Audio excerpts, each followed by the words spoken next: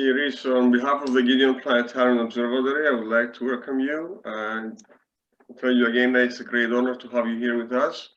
In public, I would like to express one more time our love and our appreciation for being a member and friend, and for all the time you devote for us all these years. And we're happy to have you with us again with a very interesting topic. Thank you. Okay, thank you, George, for your kind words, and thank you to George and Alexander for inviting me to give this talk, and good evening to everyone. Thank you for joining. So, well, if you realize from the title of my talk, I'm going to be focusing on planet Earth, not on outer space, because I'm a biologist and ecologist. And I explained to Alexander that I don't really have enough knowledge to talk about astronomy. So anyway, as George mentioned, I teach at the University of Nicosia. And one of the lessons that I teach is called environmental health. And it has to do with how the way we pollute the environment can influence our health. So one of the reasons that I chose this topic to talk about it, one of the reasons I'm really interested in it actually, is because as part of my work, I also visited Mongolia to teach for a few days at a university over there. And if you notice, Mongolia is this really large country. It's about 1,600,000 square kilometers. So if you compare it to Cyprus, Cyprus is over here. Cyprus is really very small. And Cyprus, which is here, has a population of about the whole island has a population of 1.2 million people. And then you see this huge country like Mongolia has a population of 3.3 million. So a very low population density in this huge country. So I was very lucky because I actually took some days off from my teaching and I visited the Gobi Desert, which is in the southern part of Mongolia. So I spent 4 days with just driving along this. I mean, this is probably the guide over here or the driver, I don't remember. So for 4 days driving on a road, straight road like this, and this was all the scenery that I could see. It was pretty amazing. This is the Gobi Desert. So some very nice scenery with very interesting livestock, horses, cattle, yaks, goats, sheep. However, I was very disappointed because even though I was visiting one of the most remote areas on the planet, I often came across scenes like this with rubbish. And this rubbish mainly contains glass bottles, plastic bottles, aluminium cans. So there were some things like this along the way. And also as we were driving along that road that I showed you in the earlier picture, along the side of the road, you wouldn't see any people, but you could see plastic bottles, plastic bags, glass bottles, etc. So this got me very interested in the fact that even if you go to the most remote places on the earth and you see these really amazing scenery and habitats, you still come across human rubbish, basically. So when I came back to Cyprus, I've also set up some projects with some of my students. And because I'm an ecologist and I study birds, we collected together with my students, we collected the feces from these bird species, and we are currently analyzing them. And we actually to see whether there is plastic in the feces, because if there is, it means that plastic has entered the food chain of these species. And we're actually finding a very high concentration of plastic in the feces of both of these species. But we haven't published our results yet because we're still conducting the research. So this is one of the reasons why I decided to focus on this topic.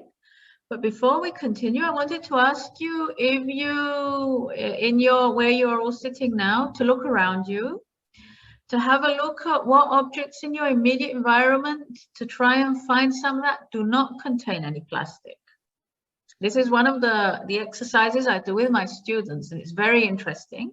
So I'll just give you a minute to have a look around and see if you can type the name of the object in your immediate environment, if you can find something that does not contain any plastic. So I'm just going to be checking the chat. Oh, okay, a mug, an old wooden table, okay. Mug.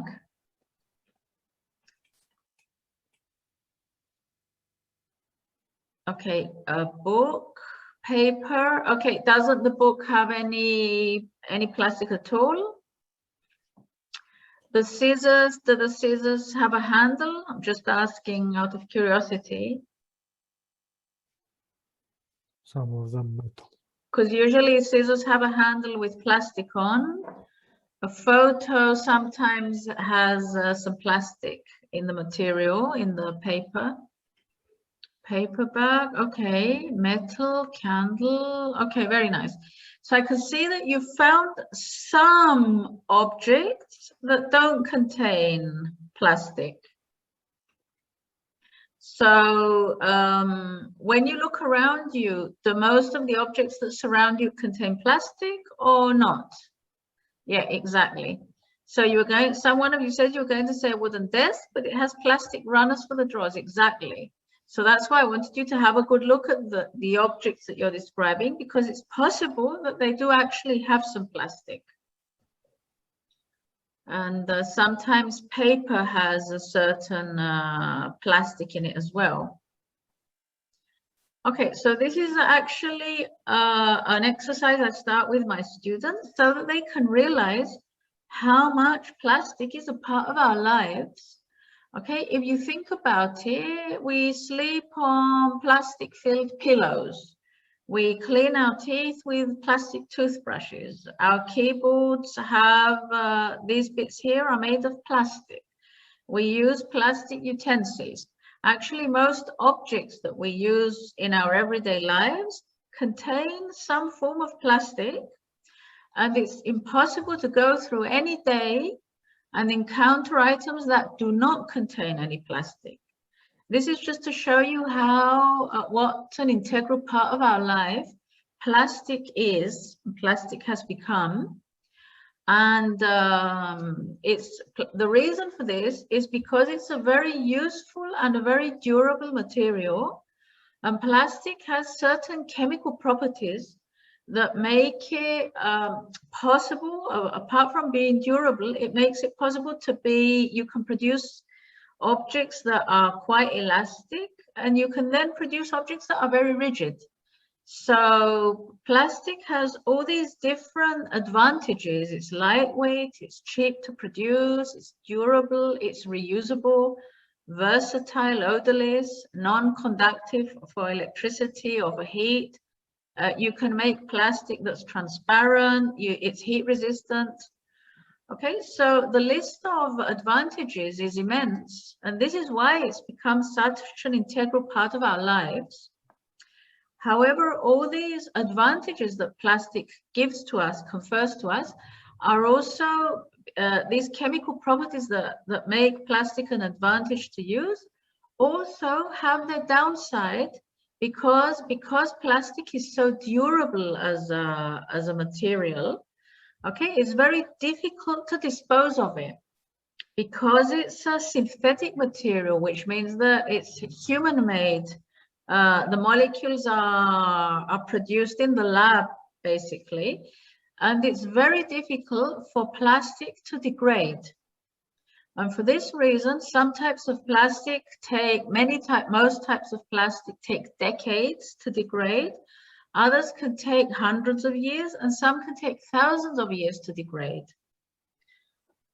Okay, so I'll just give you a little quiz. And I'll show you 4 different plastic objects, and to see if you can figure out how long it takes, if these objects end up in the ocean, how long it would take for them to degrade. And in today's talk, I'm going to use the ocean as an example because a lot of our plastic ends up in the ocean. because it's such a huge topic, I'll just focus on that angle today. So how long do you think it would take for this, a plastic bag like this to degrade once it ends up in the environment? I'll just see if anyone can come up with any. Okay, one of you you found the correct answer. So everyone actually. So it takes 20 years. The reason why I chose the plastic bag is because when you ask most people when you talk about plastic pollution, most people are aware of plastic bags and the next slide, plastic water bottles. So how long do you think it would take a plastic water bottle like this to degrade once it ends up in the ocean?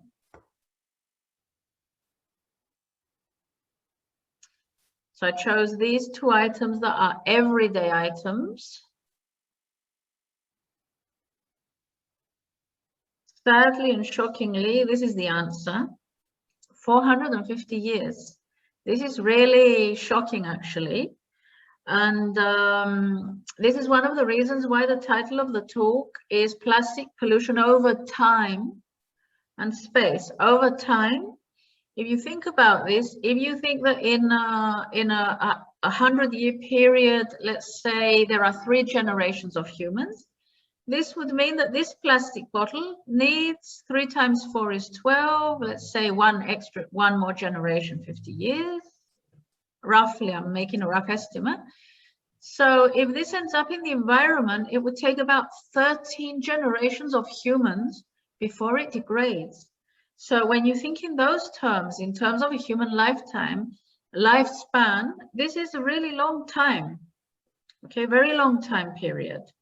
So apart from the plastic bags and bottles that everyone is used to thinking about, we also have, let's say, look at this item, which is a nappy, a disposable nappy. And today's nappies contain lots of plastic in them. So how long do you think it will take for a disposable nappy to degrade once it ends up in the environment? Oops, sorry.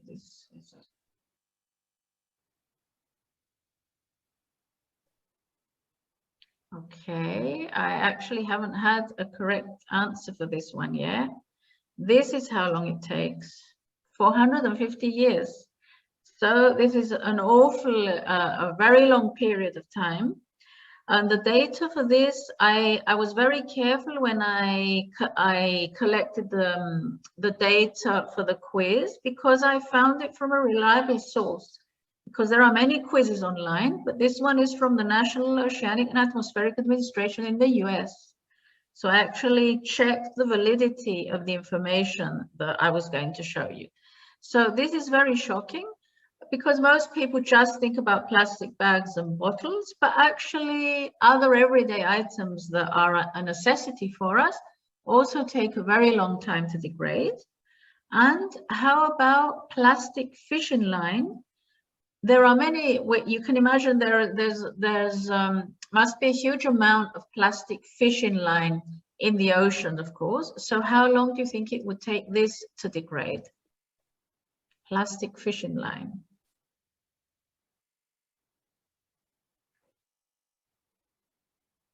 This one actually takes a shocking 600 years.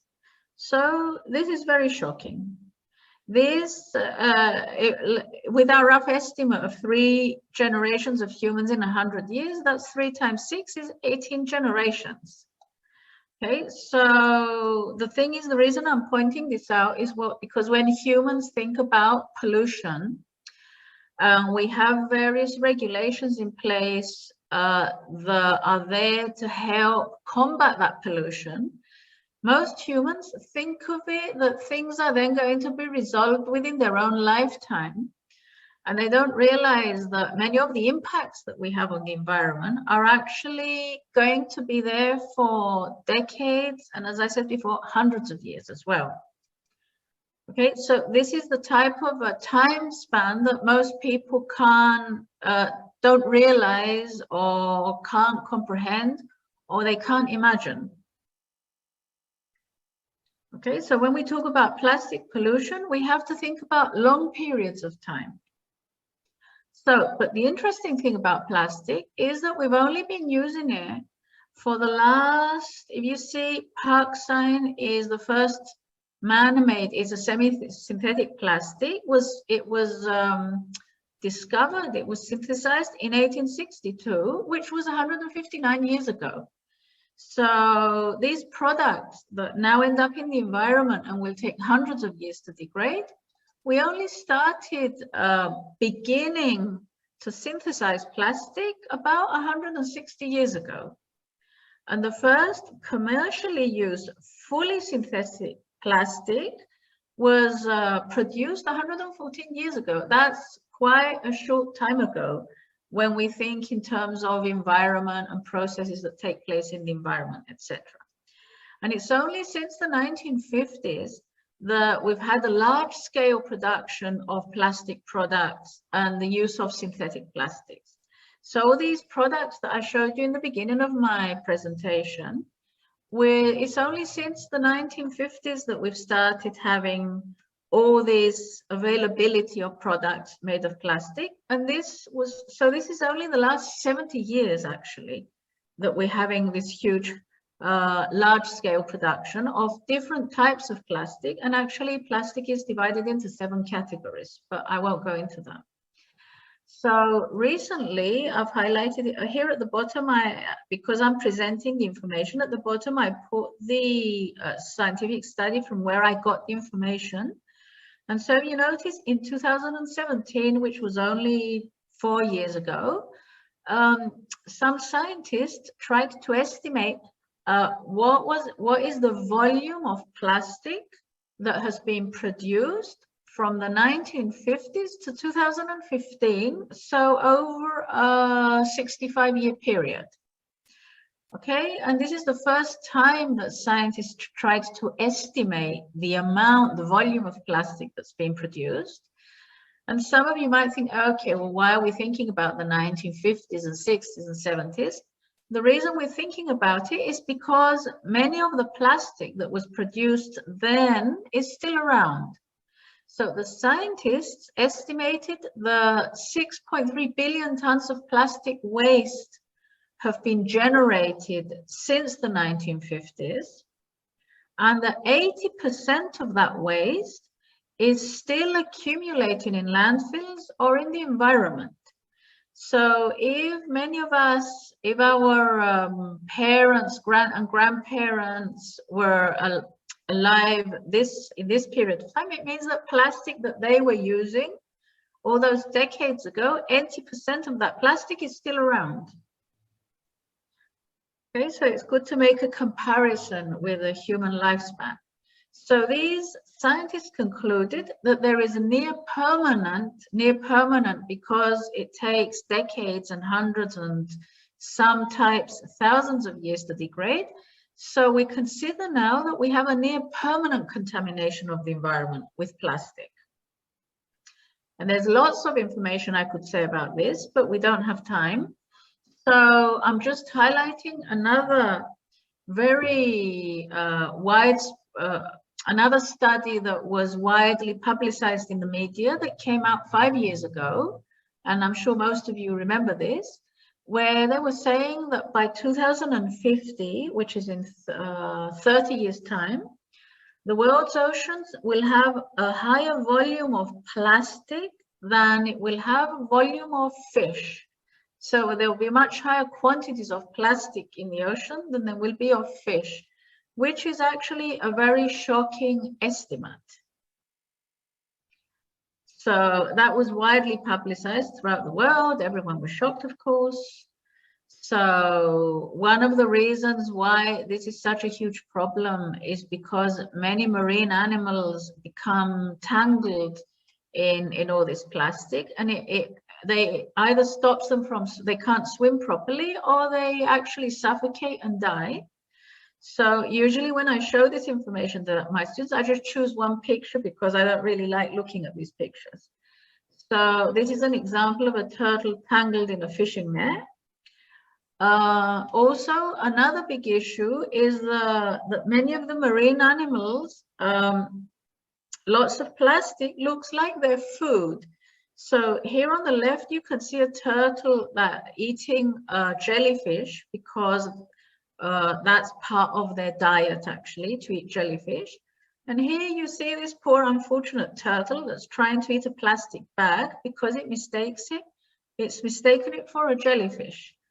And every few months, there are also these shocking articles in the papers with where we see whales that have been washed ashore that have died because they ingested kilos of plastic in their stomachs. And when the plastic ends up in the stomach, it cannot be digested, and it can actually block the digestive system. So the animals can't eat and they starve, or they get certain inflammation of the stomach, peritonitis, and they die. And also when they consume all that plastic, they think that their stomach is full. So again, that also leads to dying of starvation. So unfortunately, there are lots of stories like that, lots of information like that that reaches the media.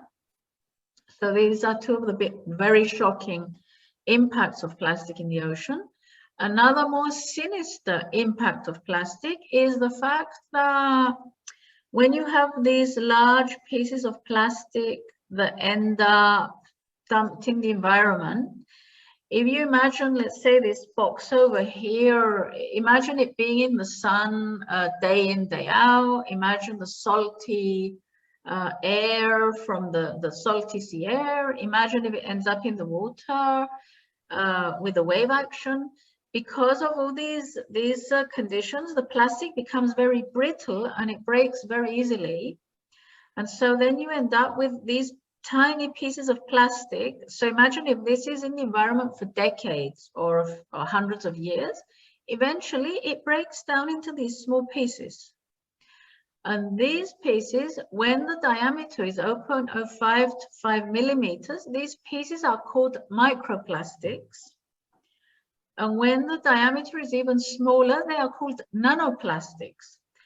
And why is this important?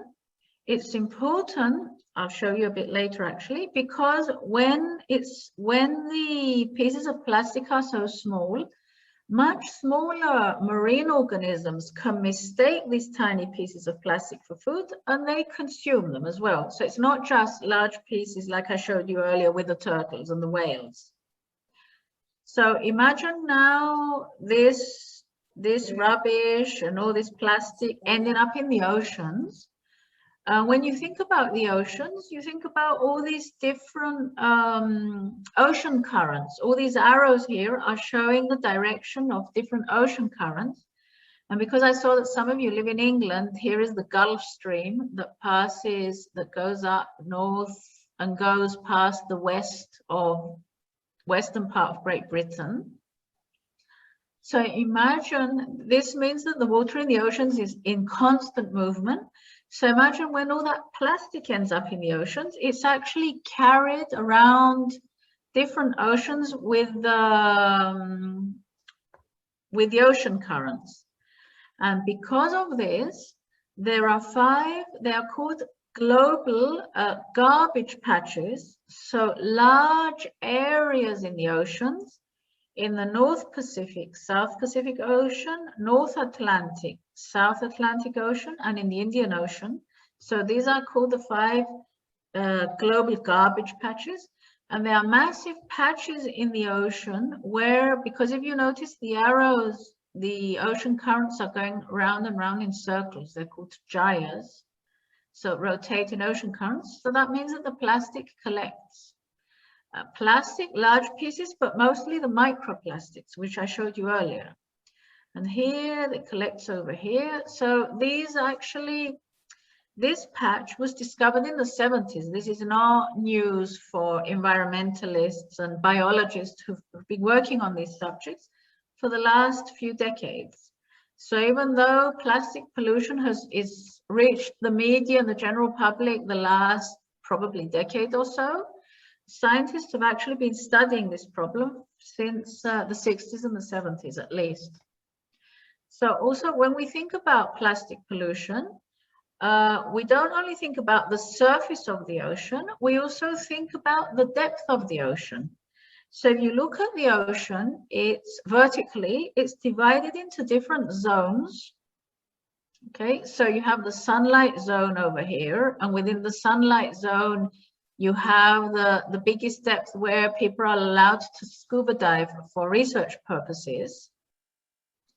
Below that is the twilight zone, and then you have the midnight zone.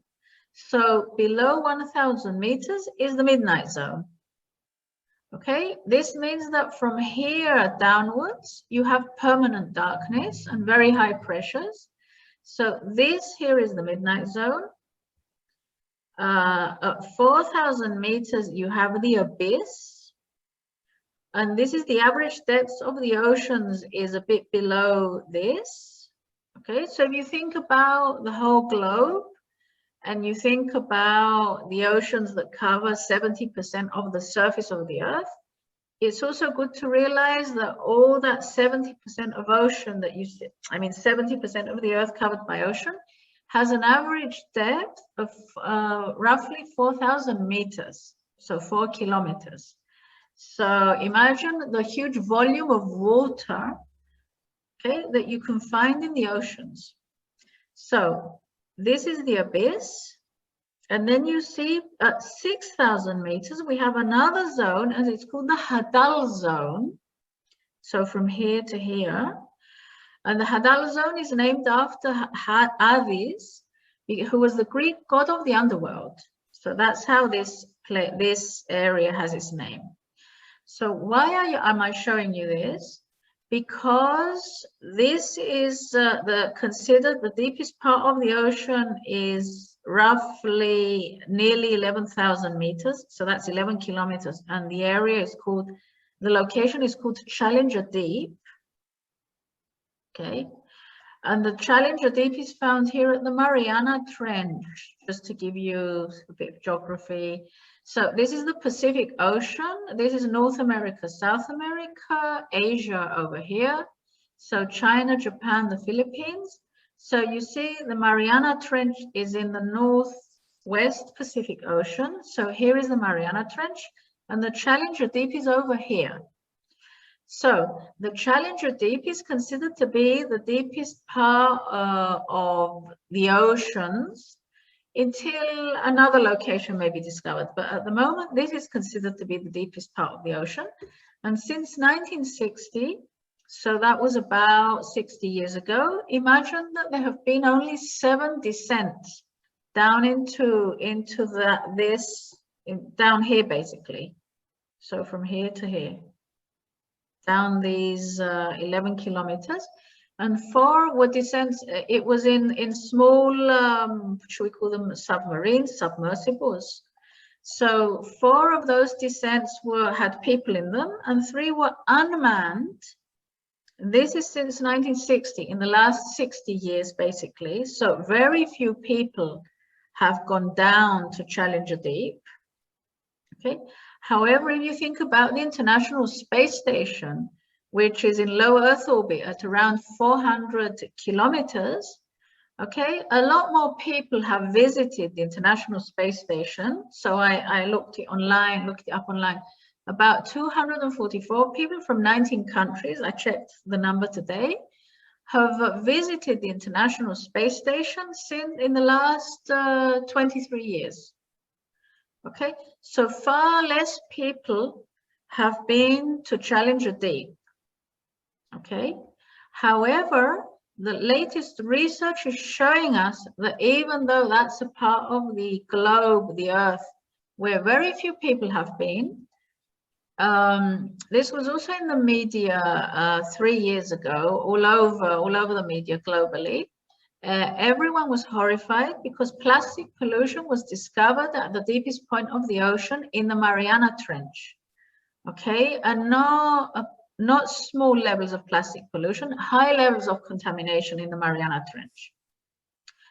And the latest dive into Challenger Deep was actually 2 years ago.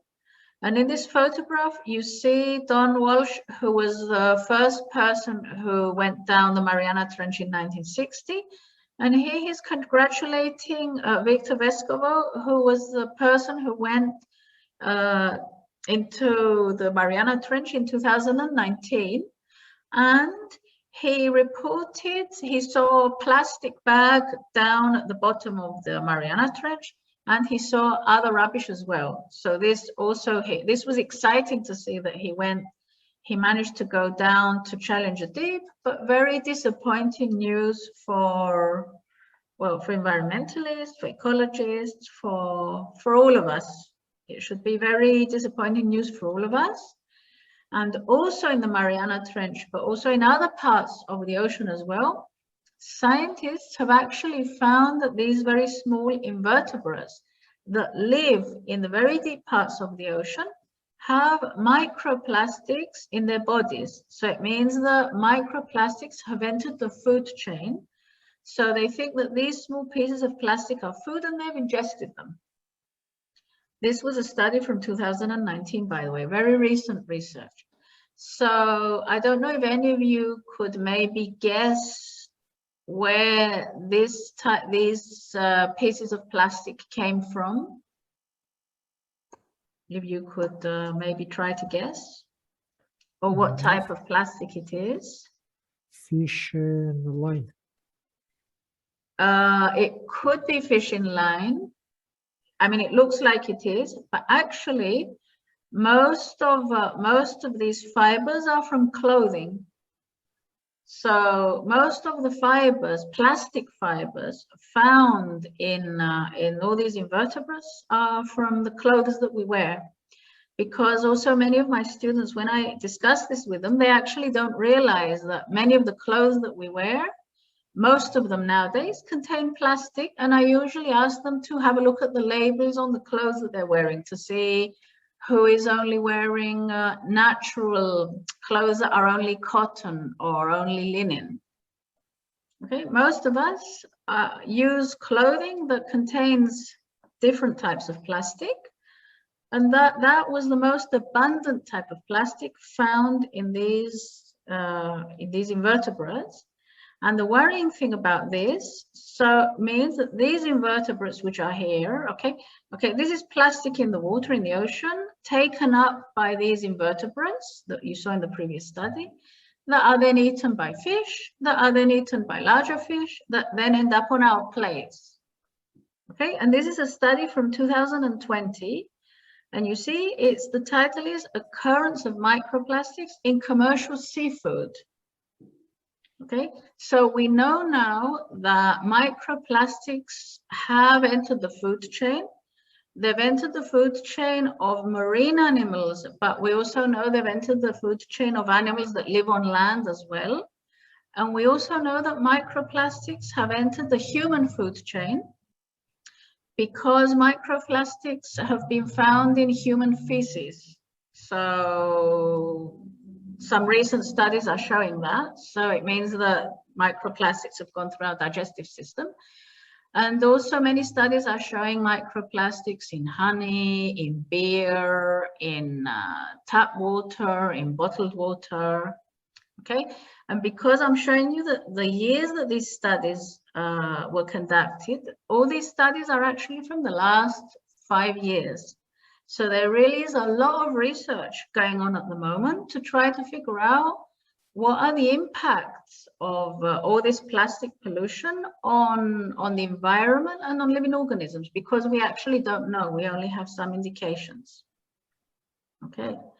And going from the bottom of the deepest part of the ocean, also to the highest point on land, see, this was another study published in 2020, again last year, and microplastics were found near the peak of Everest. Okay, so that says it's the highest peak where microplastics have been detected in the world. And the scientists consider that it's possibly because, as you know, many climbers go up Everest, and so they usually, most of the equipment, the clothes that they wear contain different types of plastic, And the equipment that they use, the ropes that they use, the tents, the shoes that they wear have different plastic, types of plastic in them. And so the scientists concluded that it's probably because of all these climbers who are going up Everest. However, about 3 months ago, there was another study that was published that also now they are talking about plastic rain, because there was this huge study conducted that was conducted in America, in the US, and they actually found that rainwater contains lots of microplastics as well. So this is just to give you an idea of how, to what extent we have actually, with our activities, to what extent we have polluted the environment. And so from the highest part of the earth to the deepest part of the oceans, to our foods, to different organisms, to the atmosphere. Okay, and now obviously we're all excited because of the different robots sent to Mars and everything. I was very excited. I was watching on the news, but I'm also wondering, so when are we going to start talking about plastic pollution on other planets as well? That's a very interesting topic to start thinking about. So it's exciting. The things that humans do are exciting. We come up with products that make our lives easier, but we also need to be aware the extent at which we're polluting the environment and try to come up with solutions to find ways to explore the world around us and to be able to take advantage of the planet that we live on, but without causing so much, finding ways to deal with this widespread pollution that is being caused. So basically, I didn't want to take up too much of your time. Just to sum up, I wanted to say plastic pollution has reached every corner of the earth, including the bodies of different organisms, including our bodies as well, and probably including other planets now, since we're sending robots to other planets. The plastic is going to be present in the environment for hundreds to thousands of years. Okay, so over a very long time periods, because when we deal with environment, ecologists, when we are dealing with processes that take place in the environment, processes take decades and hundreds and thousands of years to go through their cycles. Okay, so this is also what's going to be happening with plastic. And very interesting to realize that the health implications of microplastics, nanoplastics, in the bodies of organisms are not yet fully known, because this is a very recent area of research. So, but it's very interesting to realize, though, that we've reached this stage only after 70 years of mass production of plastics. So that's actually, if you think, as I do as an ecologist, that's actually quite a short time span to have reached this situation on the planet. So I'm going to finish with this quote, which probably many of you have heard this quote before. I heard of it for the first time when I was studying biology in Greece, and I was really, a few decades ago, and I was really thrilled and excited. And I looked online, and it's anonymous. No one can figure out who came up with this phrase first. And I just wanted to say that, okay, we don't inherit the earth from our ancestors. And also, we don't just borrow it from our children, because when we start thinking about the time span of the impacts that we are having on the planet, our children are just one generation after us. But as you've seen with plastic, in some situations, we have to realize that our impact is going to be felt 13 generations down the line, and even more. So this doesn't really encompass the full scale of actually the impact that we are having on the planet. So I'd like to finish with this very ecological note, and thank you for your attention. I don't know if you have any questions. I think it was a very interesting talk and very important. Thank you.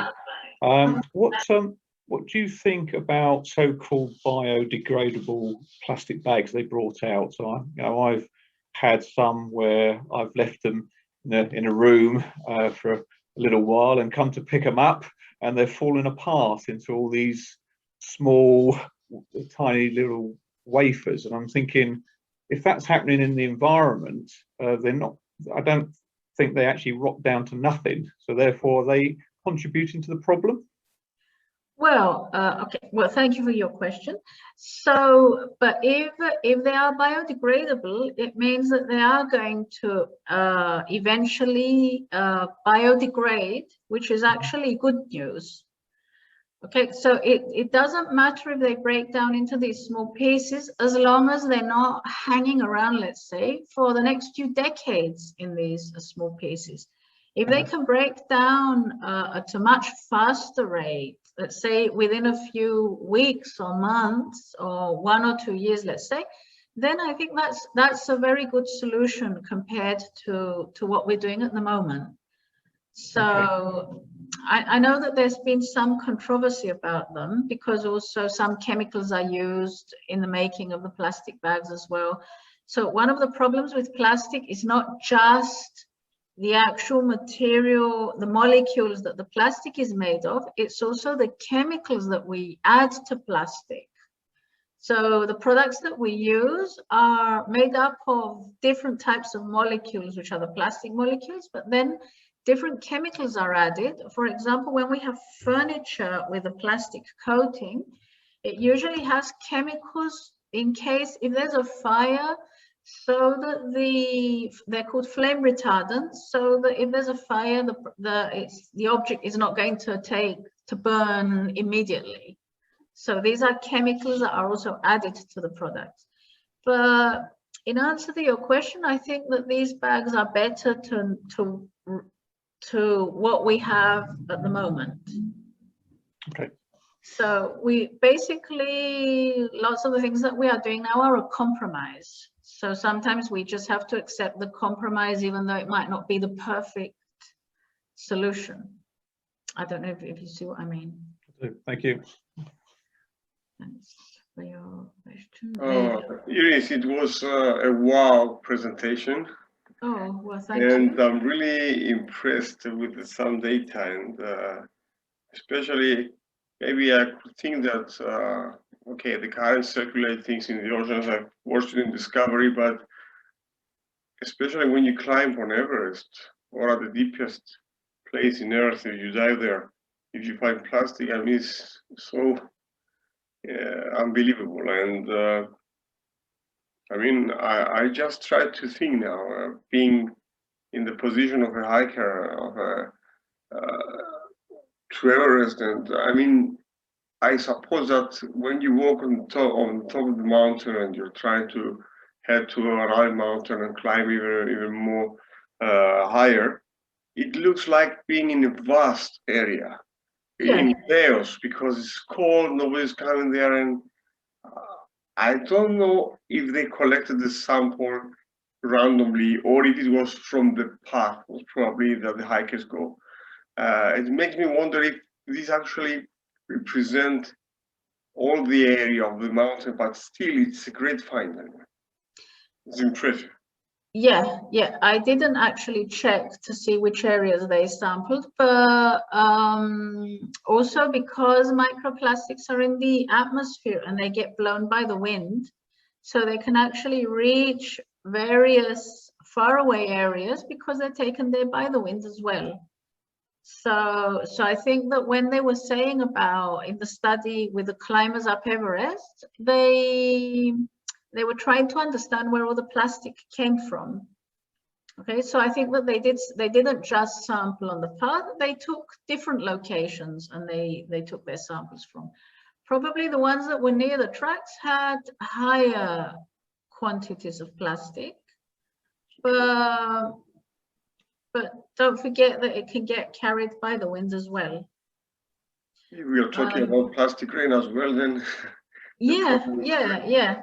So, but the thing I want to stress that when I discuss it with my students, I tell them that we're not discussing this so that we can say how bad humans are, you know, because this happened and how terrible everything is.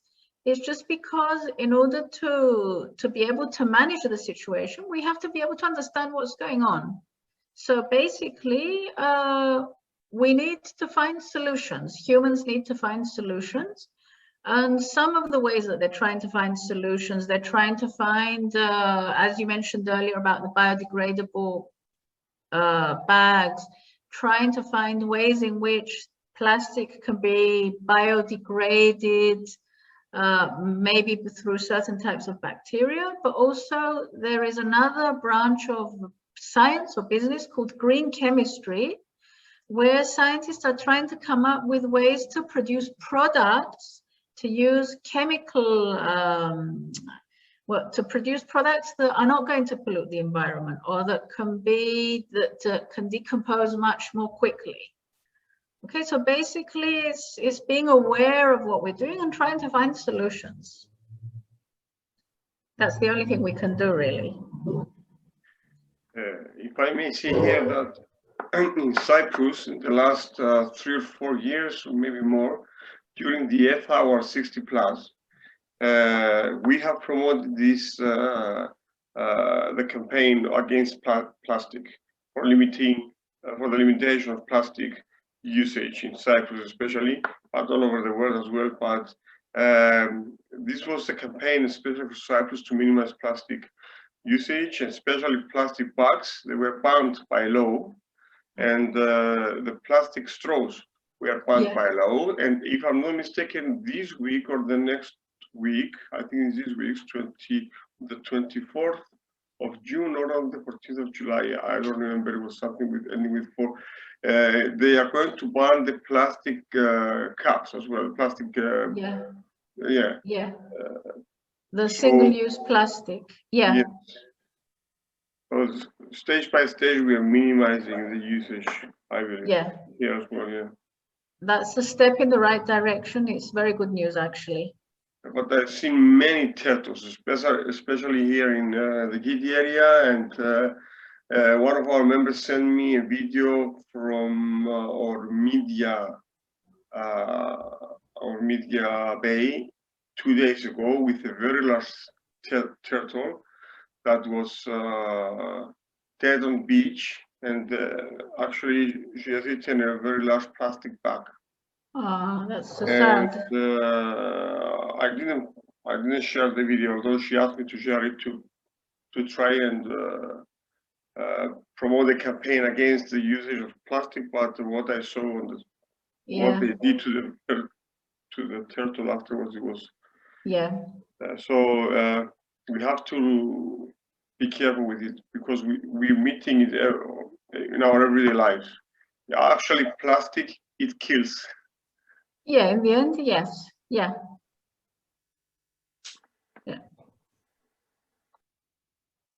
No, that's true.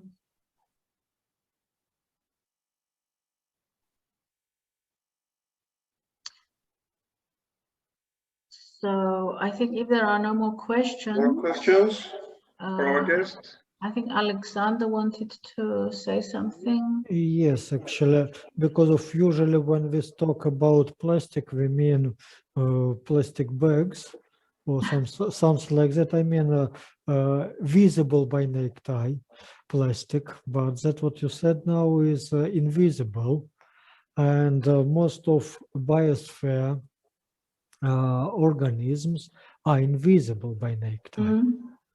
Most of them. So just 2 millimeter size is visible, but not many species has 2 millimeter size. Most of them are less. So that's why for us it is invisible pollution. It is. And an invisible opponent to our health and the planet.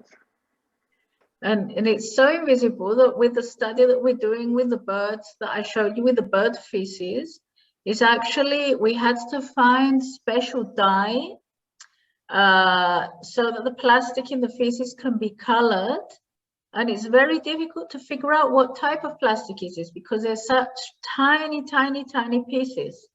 So it's actually very difficult doing these kind of studies. So we found lots of plastic in the feces, but we're finding it very difficult to understand which type of plastic, because like I said before, there are 7 general categories of plastic. And it's very difficult to be able to figure out which category is the plastic that we are finding because they're so tiny, and we have to use different methods to, first of all, to see them, and then to be able to understand if they belong to the same category or not. So it's quite difficult doing studying microplastics. Iris, may I ask a question? I have me with one of our biologists took samples in the Natura area of from the Natura area in near the Salt Lake in Larnaca, and water from the Salt Lake and pieces from salt. Actually, we did it last spring. We allowed them to settle in the decision. We kept them, and in the end, we didn't test them for lead. We wanted to test them for lead and plastic. Do you believe that they could have, the samples could have been destroyed, or if I hand them into you, you can still search them for plastic, microplastics? No. We could search them because, like we said, microplastics are very durable. They don't break down so easily. No matter if there is lead concentration of petrol in the. No, that would make it difficult for us to dye it and to be able to say that what we are looking at is pieces of plastic and not something else. Okay. Not stones or something. Thank you very much. Thank you too. Thank you.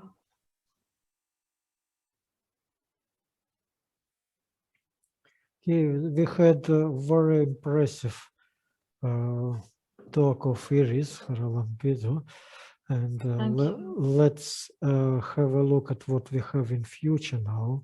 These days we have summer solstice, and KITION Planetarium and Observatory participated in the international project of Astronomy Without Borders. It's a very simple project, and it's still ongoing, so anyone and up to tomorrow could take picture of the sun during sunrise or sunset. And George, would you like to add some words about it? Yes, as a part of the global campaigns of the Astronomers Without Borders and as a national coordinator for the Astronomers Without Borders for Cyprus, we have spread the word out for people to take photos of the sunrise and sunset in June, from June the 16th until June the 23rd. And they have to use the tag One Sky, One Solstice.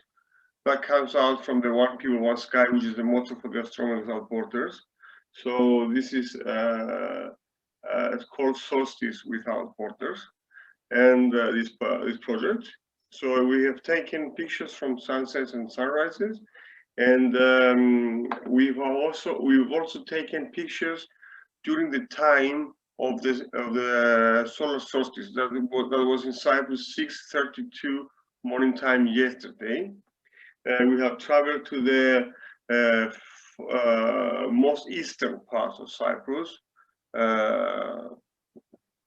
approximately the most eastern part of Cyprus, Gavon Grego, near Naba. So, and we took pictures of the sunrise and the position of the sun during the solar solstice. And after that, you may send them to us at our email, planetarium@cidanet.com.cy, or you can visit our website, astronomycyprus.eu, and you may send them to us, or you can go directly to the Astronomers Without Borders website, and you can use the tag, and they will collect them from Facebook and Instagram, but also you may submit them directly from the website. If you're going to send any, please write your name and surname, and in parentheses your country, because we are going to gather all of them together all over the world and we're going to create a very nice video. So that was this project all about. Okay, and another one, it is Asteroid Day, because we talked about it 2 weeks ago, but it's the date is coming, and we will make some events about it, some more. Again, KITION Planetarium Observatory is George Troulias's national coordinator for it. So, George, could you say a few words? Yes, we have received an invitation. This year we were trying to do common celebrations with Greece and publish it online. Excuse me. At the same time, I mean, broadcast it. We are going to stream it via Zoom and YouTube, and we have experienced some technical problems because we have speakers from the United States, from France, all over the world, and we are trying to have the control in Greece, but because we have people who don't have certain software, we're trying to figure this out. So we are going to have in mind that we are going to publish the link in the one day before or the day of the event for the broadcasting. We're going to post it on the group, but if we are going to hold the separate event, we are going to host it in this link that we're using now, and it's going to be posted later on our YouTube channel. But we are trying to figure out, because to try to use Zoom and share Skype through Zoom. So we are planning to have on Saturday and a 4-hour event, from 5 o'clock in the afternoon until 9 o'clock in the afternoon. The event will be co-hosted with Greece. I will give a talk there about our asteroid search campaigns at 5:15. And after me, we're going to have a talk from Dr. Xenophon Mousas of the Athens Kapodistrian University, astronomer, astrophysicist. And we're going to have many people from the United States talking about asteroids, about meteorites, etc. And the second session will take part, if technically will be okay, on Sunday, the same time, between 5 and 9 o'clock in the afternoon. And we are also going to hold a session. If we're going to have only one day event on Saturday, we're going to hold a session on the 30th of June as well. So keep your eyes open for the links, please. So for sure, we're going on live Saturday, 26. Sorry, is it the 26th or the 23rd? I forgot that. Anyway, this coming Saturday at 5 o'clock Cyprus time, which is Universal Time plus UTC +3. Okay, so 2 hours different with London. 3 o'clock London time. Correct? Okay. We would be happy to have you joining us. Very interesting talks. Most of them will be in English, as I understood, because we have guests from all over the world. So it's accessible to everyone.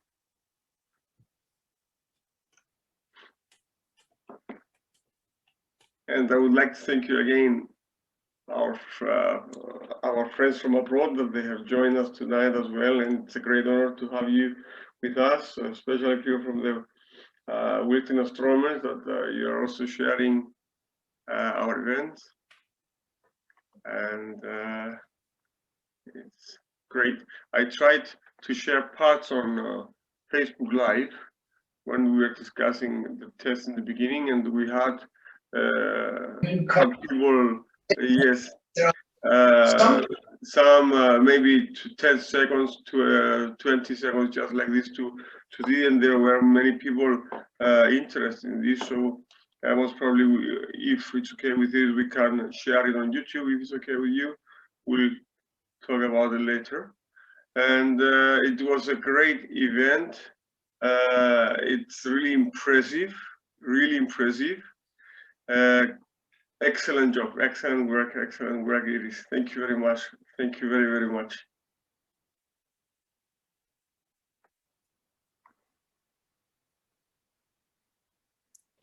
And our next meeting of Science Cafe will be on the 6th of July. And just really follow on the website at the topic of Science Cafe. We'll announce more details.